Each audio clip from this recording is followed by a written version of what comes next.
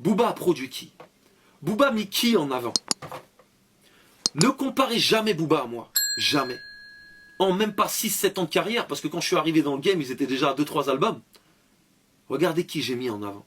J'ai mis MAS, j'ai mis Sultan, j'ai mis Fababi, j'ai mis Canardo, j'ai mis Green. J'ai mis mes couilles sur la table. Quand je fais une mixtape Capital du Crime 3, Capital du Crime 2, Capital du Crime 1, j'invite toujours tous les petits rappeurs de la nouvelle génération. Et je fais des clips avec eux. Je les mets en avant. J'ai pas peur de partager mon image avec eux. Parce que Dieu m'a donné, je redistribue.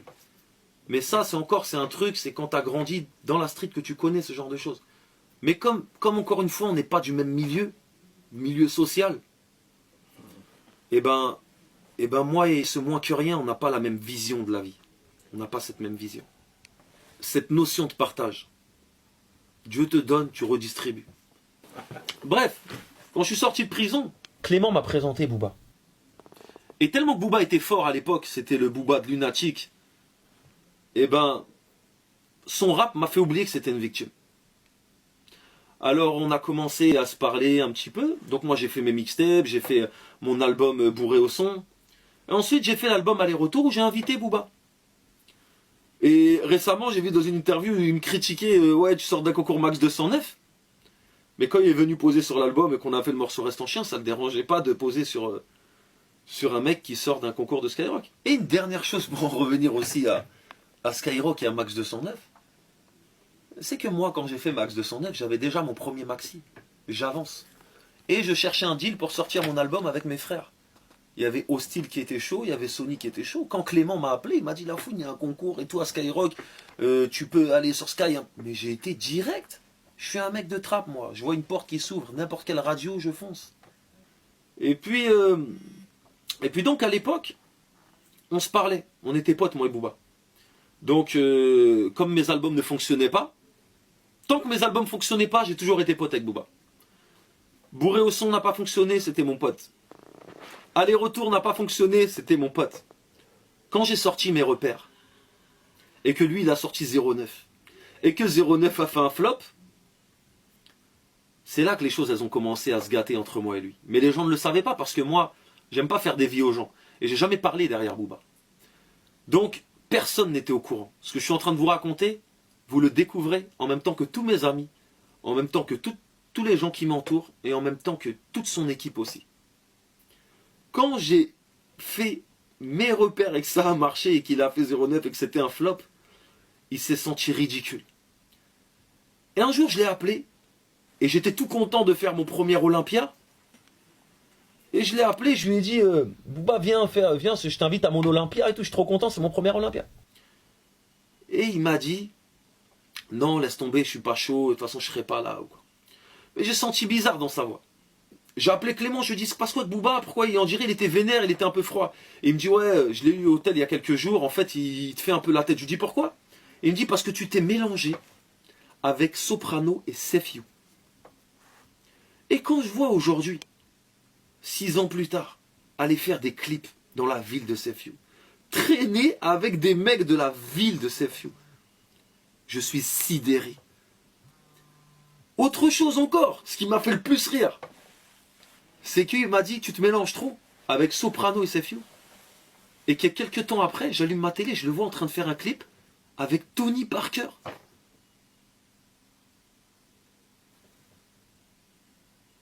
J'ai dit, c'est quoi ce délire? J'ai dit, on a du chemin entre le Crimpay et Tony Parker. Ensuite, quand je l'ai vu quitter son équipe 45 scientifiques, je me suis dit, il y a un problème. Un peu plus tard, j'ai su pourquoi il les avait quittés. Il les a quittés parce qu'il voulait passer sur Sky. Il voulait avoir des planètes rap. Aujourd'hui, tu le vois critiquer Planète Rap, sucer, faites des planètes rap. Quand je le vois critiquer Fred de Sky, alors que Fred de Sky était le premier à passer les sons de Booba sur Skyrock, je me dis que c'est vraiment un lâche et un moins que rien. Surtout qu'il connaît la route de Skyrock. Donc s'il a des choses à dire, qu'il aille les dire à Fred, au lieu de faire des t-shirts sur lui, des trucs de bouffon, des trucs de lâche. S'il a un problème avec Fred, qu'il aille lui dire. Après Mes Repères, les problèmes internes dont il parle, parce que moi j'avais aucun problème avec lui, ils ont commencé. Il a appelé, donc, comme il a vu que je commençais à prendre du poids et que lui, il était en déclin, ça lui a fait peur. Donc, il a commencé à essayer, je dis bien essayer, de me boycotter rageux comme il est. Ça a commencé par qui? Ça a commencé par StreetFab. Il a appelé StreetFab Oz. Il lui a dit, ouais, en ce moment, tu te mélanges trop, arrête de faire des prods pour la fouine, des trucs comme ça. Oz, il lui a dit, parce que c'est un bonhomme, il lui a dit, écoute, si t'as un problème avec la fouine, va lui dire en face. Parce qu'en ce qui me concerne, il m'a jamais parlé de toi en mal. Booba s'est senti carnat, il commençait à bégayer au téléphone. Il lui a dit, ah ouais, tu le prends comme ça? L'autre, il a dit, bien sûr, je le prends comme ça. Il était même prêt à faire enlever ses prods de autopsie, des trucs comme ça. Après, il a raccroché avec lui, il a coupé court avec lui sans plus reparler. Il a appelé One Shot, un autre de StreetFab. Il lui a dit, ouais, allume ton ordinateur, tape Fouine History, et regarde à la 8e minute comment la fouine se ridiculise. Sur Fouine History.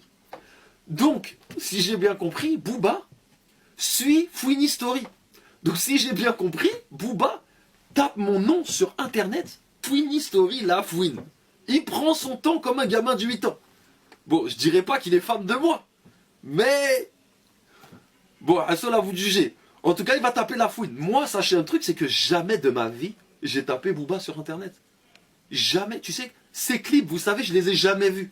Des fois, je tombe dessus à la télé et je laisse parce que je suis pas un rageux. Ces albums, depuis 09, j'ai pas écouté un album de lui.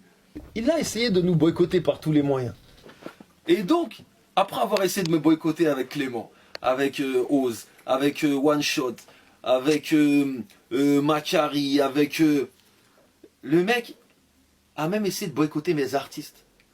Parce que Fababi, il avait posé sur Autopsie, volume 4. Lorsqu'il a appris qu'il était sur Capital du Crime 3, il l'a retiré net de Autopsie 4. C'est juste pour vous montrer à quel point ce mec-là n'a pas la notion du partage. Pour en revenir aussi à ce qu'il dit sur la vidéo. Mais il y a une chose que je comprends pas, moi. C'est que, mec, en ce moment, t'es en clash avec plein de personnes. Il y a même des mecs qui t'ont dit nique ta mère sur une chanson. Tu vois. Qu'on me pardonne le mot, moi, j'oserais jamais traiter la mère à quelqu'un. Mais il y a même des mecs qui te disent nique ta mère. Il y a des gens qui te clashent, qui citent ton nom. Mais le mec, il vient s'en prendre à Fouini. Donc je me suis demandé pourquoi. Mais quand tu vois sur un même morceau, que ce soit les rappeurs ou les guests, mais la chose qui m'a choqué, c'est qu'il a dit que dans le clip Panam Boss, il n'y avait pas les boss. Tu prends des mecs comme 2 balles de nec, Ménage à 3. Tu prends des mecs comme Arsenic, Secteur A, Jackie, pilier du rap français. Tu prends des mecs comme Bustaflex, comme Sage Poète de la rue, comme Mac Taylor. Des mecs qui ont porté le hip-hop. Des mecs qui ont fait en sorte que le rap existe aujourd'hui. Quand tu te permets de dire que ces personnes-là ne sont pas les boss de Paname, c'est que tu as un problème. Mais ce qui m'a choqué, c'est quand il a dit ça, en parlant aussi de Roca. Petit cours d'histoire pour les personnes qui ne connaissent pas Roca. Roca faisait partie du groupe La Clica, avec Daddy Lortzi et toute leur équipe, respect à eux. Mais Booba a commencé dans le hip-hop en tant que danseur. Tu étais danseur, tu faisais du smurf pour La Clica. Ensuite, un peu plus tard, ils t'ont donné ta chance. Et ils ont fait en sorte qu'aujourd'hui, tu sois Booba. Et aujourd'hui, 10 ans après, avec le succès, avec la renommée, comment est-ce que cette personne minable peut se permettre d'émettre une critique sur les personnes qui ont fait en sorte qu'il soit là où il est aujourd'hui? Comment est-ce que tu peux te comporter comme ça? Et toi aussi, t'en as parlé. Il y avait Zoxy aussi, je peux parler de Zoxy. C'est Zoxy aussi qui a mis les gens de Boulogne. En 15 ans de carrière, Booba a fait croquer qui? Booba a produit qui? Booba a mis qui en avant? Ne comparez jamais Booba à moi. Jamais. En même pas 6-7 ans de carrière, parce que quand je suis arrivé dans le game, ils étaient déjà à 2-3 albums. Regardez qui j'ai mis en avant. J'ai mis MAS, j'ai mis Sultan, j'ai mis Fababi, j'ai mis Canardo, j'ai mis Green, j'ai mis mes couilles sur la table. Quand je fais une mixtape Capital du Crime 3, Capital du Crime 2, Capital du Crime 1, j'invite toujours tous les petits rappeurs de la nouvelle génération. Et je fais des clips avec eux. Je les mets en avant. J'ai pas peur de partager mon image avec eux. Parce que Dieu m'a donné, je redistribue. Mais ça, c'est un truc, c'est quand tu as grandi dans la street que tu connais ce genre de choses. Mais comme encore une fois, on n'est pas du même milieu social, et ben moi et ce moins que rien, on n'a pas la même vision de la vie. On n'a pas cette même vision. Cette notion de partage. Dieu te donne, tu redistribues. Bref, quand je suis sorti de prison, Clément m'a présenté Booba. Et tellement que Booba était fort à l'époque, c'était le Booba de Lunatic, et ben, son rap m'a fait oublier que c'était une victime. Alors on a commencé à se parler un petit peu. Donc moi j'ai fait mes mixtapes, j'ai fait mon album bourré au son. Et ensuite j'ai fait l'album Aller-Retour où j'ai invité Booba. Et récemment j'ai vu dans une interview où il me critiquait ouais tu sors d'un concours Max 209. Mais quand il est venu poser sur l'album et qu'on a fait le morceau Reste en chien, ça ne le dérangeait pas de poser sur un mec qui sort d'un concours de Skyrock. Et une dernière chose pour en revenir aussi à Skyrock et à Max 209. C'est que moi, quand j'ai fait Max 209, j'avais déjà mon premier maxi. J'avance. Et je cherchais un deal pour sortir mon album avec mes frères. Il y avait Hostile qui était chaud, il y avait Sony qui était chaud. Quand Clément m'a appelé, il m'a dit La Fouine, il y a un concours et tout à Skyrock, tu peux aller sur Sky. Hein. Mais j'ai été direct. Je suis un mec de trappe, moi. Je vois une porte qui s'ouvre, n'importe quelle radio, je fonce. Et puis donc à l'époque, on se parlait. On était potes, moi et Booba. Donc, comme mes albums ne fonctionnaient pas, tant que mes albums ne fonctionnaient pas, j'ai toujours été pote avec Booba. Bourré au son n'a pas fonctionné, c'était mon pote. Aller-retour n'a pas fonctionné, c'était mon pote. Quand j'ai sorti mes repères, et que lui il a sorti 09, et que 09 a fait un flop, c'est là que les choses elles ont commencé à se gâter entre moi et lui. Mais les gens ne le savaient pas parce que moi, j'aime pas faire des vies aux gens. Et j'ai jamais parlé derrière Booba. Donc, personne n'était au courant. Ce que je suis en train de vous raconter, vous le découvrez en même temps que tous mes amis, en même temps que tous les gens qui m'entourent, et en même temps que toute son équipe aussi. Quand j'ai fait mes repères et que ça a marché et qu'il a fait 09 et que c'était un flop, il s'est senti ridicule. Et un jour, je l'ai appelé, et j'étais tout content de faire mon premier Olympia. Et je l'ai appelé, je lui ai dit Booba, viens, je t'invite à mon Olympia et tout, je suis trop content, c'est mon premier Olympia. Et il m'a dit non, laisse tomber, je suis pas chaud, de toute façon je serai pas là. Mais j'ai senti bizarre dans sa voix. J'ai appelé Clément, je lui ai dit c'est pas quoi avec Booba, pourquoi on dirait il était vénère, il était un peu froid. Et il me dit ouais, je l'ai eu au hôtel il y a quelques jours, en fait il te fait un peu la tête. Je lui dis pourquoi? Et il me dit parce que tu t'es mélangé avec Soprano et Sefiu. Et quand je vois aujourd'hui, 6 ans plus tard, aller faire des clips dans la ville de Sefiu, Soprano et Sefiu. Et quand je vois aujourd'hui, 6 ans plus tard, aller faire des clips dans la ville de Sefiu, traîner avec des mecs de la ville de Sefiu, je suis sidéré. Autre chose encore, ce qui m'a fait le plus rire, c'est qu'il m'a dit tu te mélanges trop avec Soprano et Sefiu. Et que quelques temps après, j'allume ma télé, je le vois en train de faire un clip avec Tony Parker.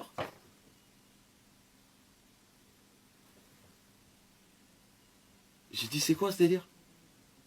J'ai dit, on a du chemin entre le Crimpay et Tony Parker.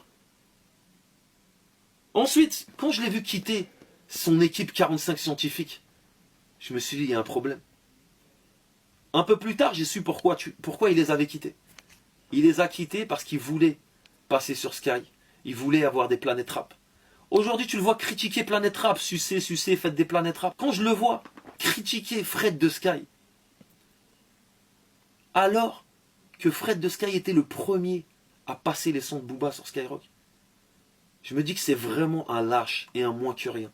Surtout qu'il connaît la route de Skyrock. Donc s'il a des choses à dire, qu'il aille les dire à Fred, au lieu de faire des t-shirts sur lui, des trucs de bouffon, des trucs de lâche. S'il a un problème avec Fred, qu'il aille lui dire. Après mes repères, les problèmes internes dont il parle, parce que moi j'avais aucun problème avec lui, ils ont commencé. Il a appelé, donc comme il a vu que je commençais à prendre du poids et que lui il était en déclin, ça lui a fait peur. Donc il a commencé à essayer, je dis bien essayer, de me boycotter rageux comme il est. Ça a commencé par qui? Ça a commencé par Street Fab. Il a appelé Street Fab Oz, il lui a dit ouais, en ce moment tu te mélanges trop, arrête de faire des prods pour la fouine, des trucs comme ça. Oz il lui a dit, parce que c'est un bonhomme, il lui a dit écoute, si t'as un problème avec la fouine, va lui dire en face. Parce qu'en ce qui me concerne, il m'a jamais parlé de toi en mal. Booba s'est senti carnat, il commençait à bégayer au téléphone. Il lui a dit ah ouais tu le prends comme ça, l'autre il a dit bien sûr je le prends comme ça. Il était même prêt à faire enlever ses prods de autopsie, des trucs comme ça. Après, il a raccroché avec lui, il a coupé court avec lui sans plus reparler. Il a appelé One Shot, un autre de Street Fab. Et il lui a dit, ouais, allume ton ordinateur, tape Fouine History, et regarde à la 8e minute comment la Fouine se ridiculise. Sur Fouine History. Donc, si j'ai bien compris, Booba suit Fouine History. Donc si j'ai bien compris, Booba tape mon nom sur internet, Fouine History, la Fouine. Il prend son temps comme un gamin de 8 ans. Bon, je dirais pas qu'il est fan de moi, mais bon, à cela vous de juger. En tout cas, il va taper la Fouine. Moi, sachez un truc, c'est que jamais de ma vie, j'ai tapé Booba sur internet. Jamais, tu sais, ces clips, vous savez, je les ai jamais vus. Des fois, je tombe dessus à la télé et je laisse parce que je suis pas un rageux. Ces albums, depuis 09, j'ai pas écouté un album de lui. Il a essayé de nous boycotter par tous les moyens. Et donc, après avoir essayé de me boycotter avec Clément, avec Oz, avec One Shot, avec Macari, avec... le mec a même essayé de boycotter mes artistes. Parce que Fababi, il avait posé sur Autopsie, volume 4. Lorsqu'il a appris qu'il était sur Capital du Crime 3, il l'a retiré net de Autopsie 4. C'est juste pour vous montrer à quel point ce mec-là n'a pas la notion du partage. Pour en revenir aussi à ce qu'il dit sur la vidéo. Mais il y a une chose que je comprends pas, moi. C'est que mec, en ce moment, t'es en clash avec plein de personnes. Il y a même des mecs qui t'ont dit nique ta mère sur une chanson. Tu vois. Qu'on me pardonne le mot, moi j'oserais jamais traiter la mère à quelqu'un. Mais il y a même des mecs qui te disent nique ta mère. Il y a des gens qui te clashent, qui citent ton nom. Mais le mec, il vient s'en prendre à Fouini. Donc je me suis demandé pourquoi. Mais quand tu vois, quand je mets une vidéo qui a fait des millions de vues en un week-end, il veut surfer sur ce buzz. Quand je vois que les gens t'insultent pendant 3 minutes et que toi, pour un pic que tu as pris pour toi et qui n'était même pas pour toi, tu me mentionnes dans tes vidéos officielles. Je me dis vraiment que tu es un bouffon. Pour finir, mec, il ne sera jamais le boss, Booba. Jamais. Quand j'ai rencontré Booba, pour moi, c'était un grand. 10 ans plus tard, je veux pas dire, mais j'ai l'impression que c'est comme mon petit. Il me suit sur Twitter, il me suit dans mes Fouine Story, il me suit dans mes aventures. J'ai l'impression que c'est un petit. Et il n'a pas du tout un comportement de boss. Produit des artistes, monte un